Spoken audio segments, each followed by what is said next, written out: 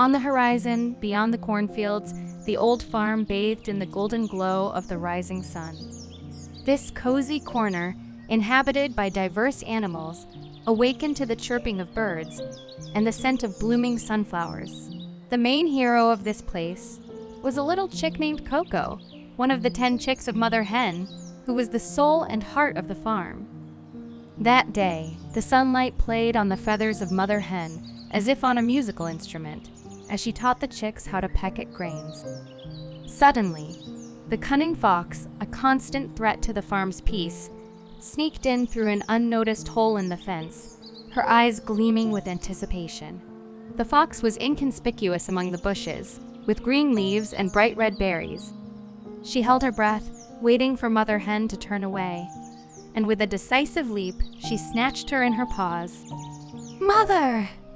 exclaimed Coco, his eyes widening in horror. He ran after the fox, but she was too fast and disappeared into the forest. Silence fell upon the farm. The chicks looked at the spot where their mother had just stood, now empty. All the animals were frightened, and no one wanted to go and rescue the chicken. "I will save my mother," declared Coco, and everyone around stared at him. His voice was firm, determined. In that moment, the wise owl flew onto a branch above him and said, "I see courage in your eyes, Coco. I will help you." "What do I need to do?" he asked, his voice unwavering, but flashes of fear still flickering in his eyes. The owl nodded slowly, her eyes gleaming with wisdom. "We must prepare, Coco," she replied.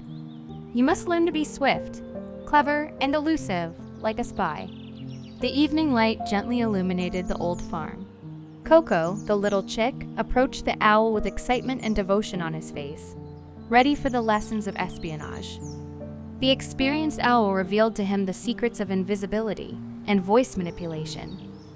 "Look, Coco, nature offers us tools that we can use," she said, demonstrating how to make a magical potion from fresh berries. The chick watched every movement. "When you drink this potion, you will become invisible," she explained. Coco was amazed.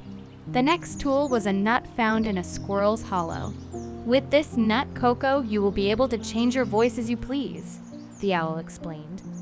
Coco held the nut, marveling at everything that was happening. He knew that this nut could become his key to saving his mother. During the training session, Coco and Owl discovered a strange trail of berries leading towards the forest. This could be a path to Fox's den, and perhaps these tracks were left by Mother Hen, Owl speculated, winking mischievously at Coco. The little chick immediately switched into spy mode, his eyes gleaming with determination. "Wait, I need to prepare," Coco said, convinced that he should follow this trail. He quickly drank a berry potion, and his feathers disappeared before his eyes, leaving only small traces on the ground. Then he grabbed a nut, ready to use it if necessary. Focused on the task at hand, Coco vanished into the berry trail, beginning his heroic adventure as an invisible smile played on his lips. The night descended, enveloping the trees in a soft shroud of darkness as the little chick silently crept along the berry trail. Invisible but resolute, Coco concentrated on the path ahead. "This is just like a heroic tale," he murmured to himself, trying to calm his heart pounding with excitement. Suddenly, a quiet rustling of leaves made him stop in his tracks. Before him stood a wolf, staring intently at the berry trail. Unaware of Coco's presence due to the invisibility potion, he muttered, Strange. I sensed the smell of a chick, but no sign of any animal." The chick froze in fear but bravely continued his journey as the wolf moved away.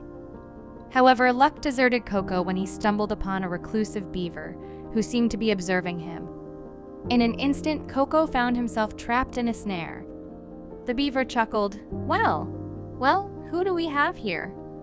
A spy chick?" Coco trembled with fear but refused to show it. "I must escape," he thought, feeling confidence fill him. While the beaver turned away to savor his catch, Coco contemplated a plan. He thought about the nut that Owl had mentioned, which could alter his voice. "Maybe I can use this to outsmart the beaver," he whispered to himself. Acting swiftly, Coco swallowed the nut, and his voice transformed into that of a mighty bear. "Hey, beaver, come here!" he roared. The beaver was frightened, thinking a bear had arrived, and quickly fled, giving Coco the opportunity to escape. Acting quickly, he freed himself from the trap. Once Coco broke free from the beaver's snare, he quickened his pace, fearing further obstacles. But then he was stopped by the gentle moon, casting a silvery light over the nearby meadow. Following the berry trail, he soon found himself in front of a mysterious cave emanating the enticing aroma of berries. "I think this is Fox's place," he whispered, taking a deep breath and preparing himself to confront the adversary. However, what to do next remained unclear. Owl's advice echoed in his mind like the tolling of a bell. "Remember, Coco, courage is your greatest weapon."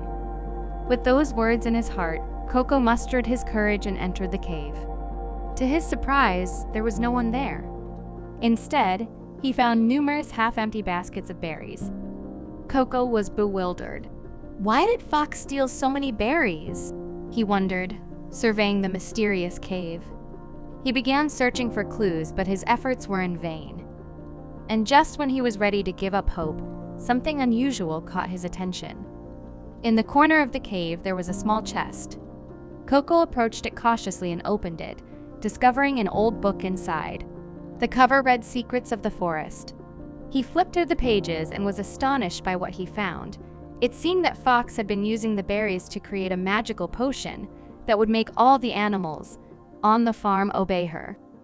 Suddenly, Coco spotted a tree in the distance, the true dwelling place of the fox. Fox Den, carved into a thick oak tree, looked menacing. Deep shadows cast from its entrance and a foul odor hung in the air. Summoning all the strength he could muster, Coco ventured inside. The fox spotted the chick and asked, "Why did you come here?" "But you don't understand, Coco," the fox hissed. "Your mother is already under the influence of my potion." But as Coco heard a voice behind him, he turned and saw his mother hen, staring at him with glassy eyes. His heart pounded even harder. Coco remembered Owl's potion, took it out, and sprayed it on his mother hen. The potion took effect immediately, and the hen's eyes cleared, no longer under the fox's control. Upon seeing Coco, she ran toward him, happy and relieved. The hostile atmosphere dissipated as Coco drank the potion that made him invisible and gave some to his mother hen. They both turned invisible and quickly escaped from the fox den.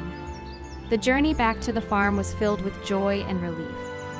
When they arrived, all the animals greeted them with delight. Coco and his mother became heroes.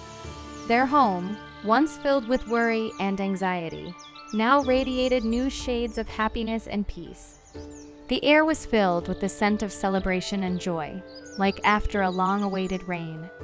The brave chick and hen became symbols of courage and love on the farm. They proved that even in difficult times, goodness and bravery can overcome any evil. That evening, all the animals on the farm celebrated the return of the hen and chick late into the night. The laughter of the animals could be heard far beyond the farm's borders.